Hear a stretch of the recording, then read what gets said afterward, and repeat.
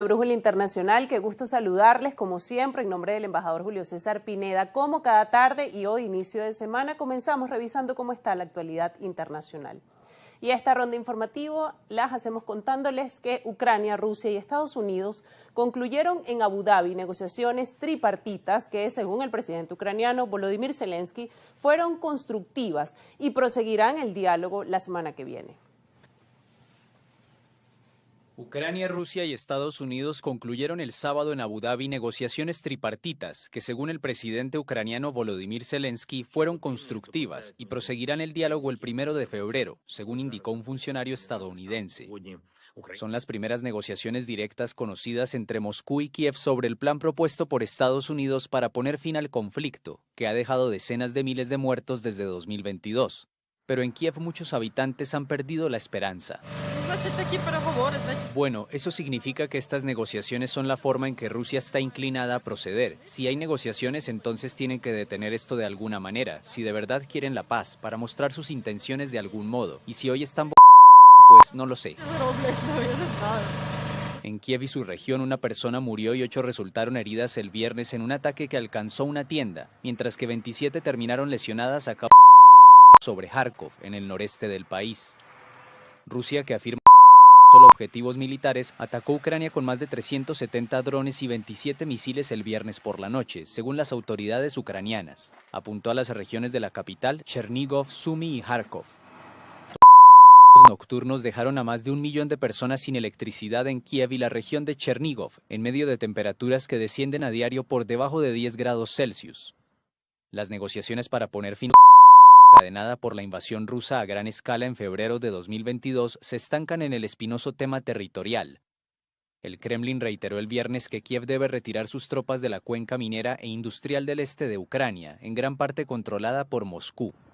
Ucrania depende en gran medida del apoyo financiero y militar occidental para hacerle frente a un adversario más numeroso y mejor armado. Según Zelensky, los estadounidenses sacaron a relucir en Abu Dhabi el tema de las condiciones de seguridad para poner. Las negociaciones se llevan a cabo lejos de Europa y sin la participación de los países de la Unión Europea, que temen que Washington presione a Kiev para aceptar un acuerdo considerado demasiado favorable para Moscú. Por otra parte, el presidente chino Xi Jinping pidió en una llamada a su homólogo brasileño Luis Ignacio Lula da Silva que ambos países defiendan el rol central de la ONU en la comunidad internacional, según informó la prensa estatal.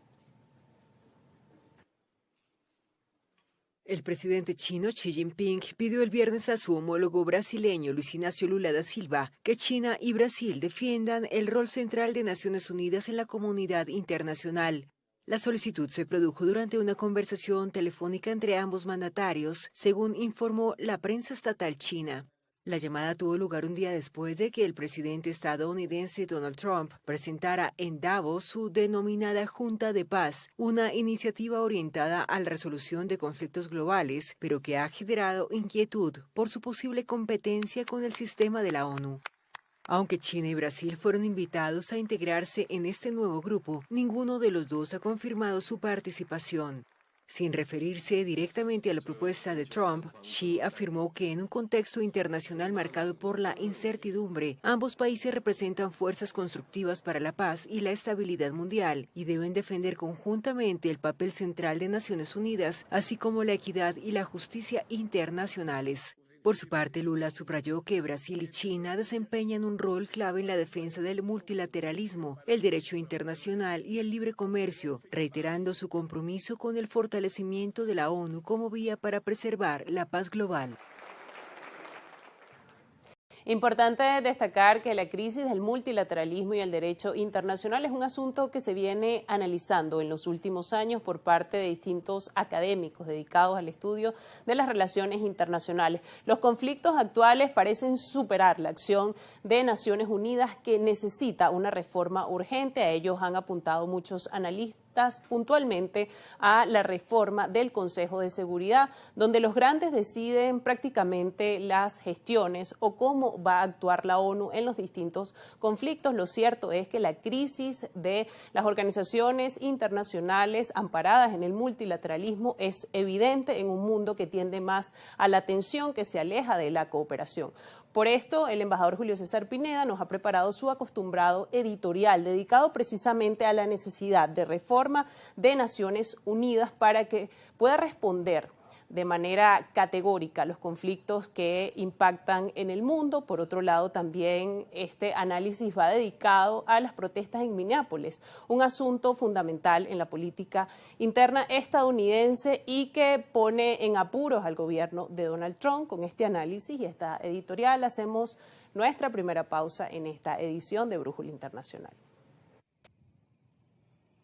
Las Naciones Unidas, como están concebidas desde 1945, después de la no responde a los planteamientos del siglo XXI y menos a los conflictos que vive la humanidad. El presidente Lula de Brasil fue el vocero fundamental del tercer mundo y de los BRICS para pedir la democratización de las Naciones Unidas y particularmente la reformulación del Consejo de Seguridad. Pero nuevamente el presidente Donald Trump ha sorprendido a la sociedad internacional cuando el pasado jueves en Davos presentó lo que llama la Carta de la Junta de Paz. Pretende ser un organismo internacional nuevo, multilateral, pero controlado totalmente por los Estados Unidos y sus aliados. Desde la autorización de la ONU de la creación de una Junta de Paz para la Franja de Gaza, solo limitado para el Medio Oriente, el presidente Trump pretende convertirlo en un organismo paralelo a las propias Naciones Unidas.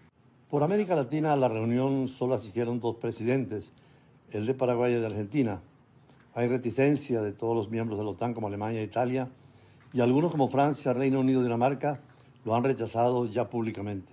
La invitación fue también para China y Rusia e India, igualmente para países como Brasil, Vietnam y Camboya, y países islámicos sin vínculos especiales con Trump o Estados Unidos como Indonesia y Pakistán.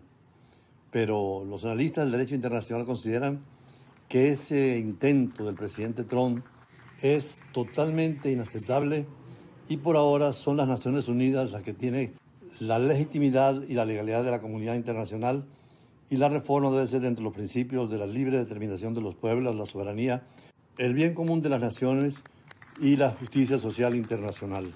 Mientras tanto, en el interno se le complica la situación al presidente Trump con la muerte del enfermero Alex Pretty, asesinado el 24 de enero por un agente de la patrulla fronteriza de la Agencia Federal de Inmigración por intentar proteger a las personas que protestaban contra sus operaciones en Minneapolis.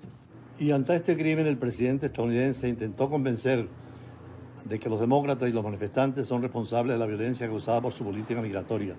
La muerte de Pretty del pasado sábado ocurre 2 semanas después de la de la señora Renee Good, asesinada por un agente del ICE en circunstancias similares.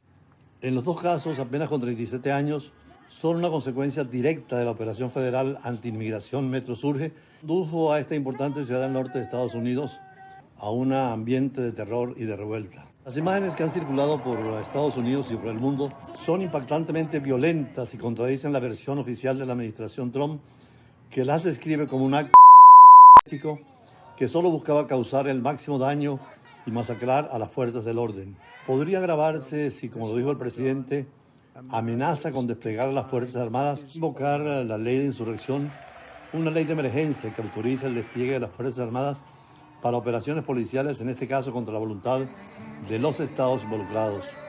Pero a 10 meses de las elecciones de mitad de mandato, si siempre es desfavorable al partido de gobierno, este chantaje sin duda va a causar más alarma. Como lo señala el periódico Le Monde en su editorial de hoy, es la necesidad urgente que requiere que los republicanos abandonen su complacencia y comuniquen claramente a Donald Trump los límites que no debe cruzar, tanto en política nacional como en política internacional, y recuerdan que las elecciones generales de medio mandato, medio término, se realizarán el primer lunes de noviembre de cada 2 años, en el punto medio de la legislatura de 4 años de un presidente, y se van a elegir 435 curules de la Cámara de Representantes de Estados Unidos y 33 de los 100 senadores de los Estados Unidos, y además gobernadores por un periodo de 4 años.